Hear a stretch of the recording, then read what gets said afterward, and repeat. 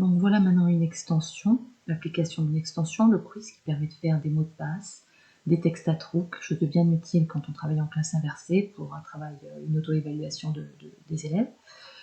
On peut personnaliser le champ grâce à l'Input Creator. Donc pour ça, il faut commencer par aller sur le site de Scape,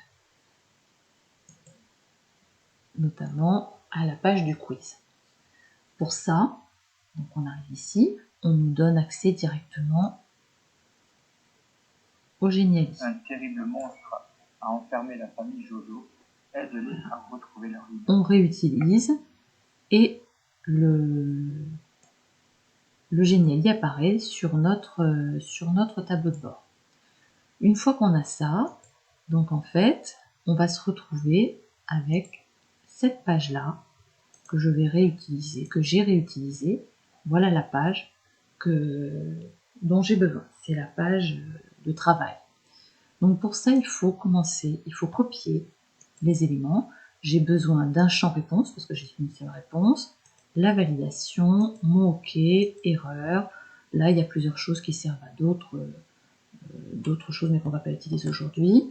Je reviens sur ma page et je colle tous ces éléments. Donc, je les dispose.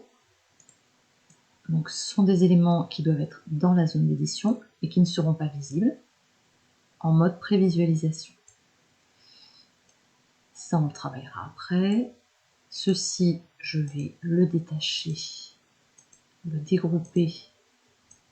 Et moi, parce que j'ai plutôt que d'avoir des petites coches, j'ai plutôt envie d'avoir des petits glyphes. Donc ces éléments-là, qui sont des éléments décoratifs, ne me servent pas.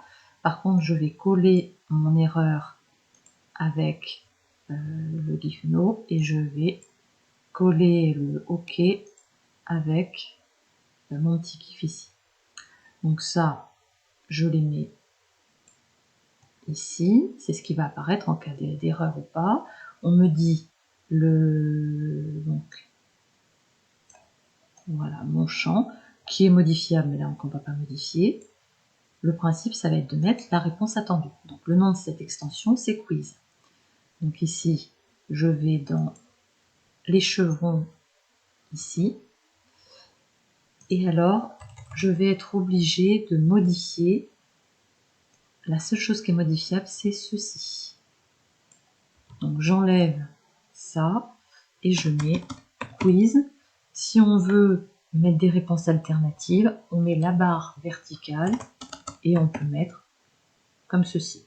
C'est pas très important parce qu'ici dans les on va pouvoir régler quelques paramètres.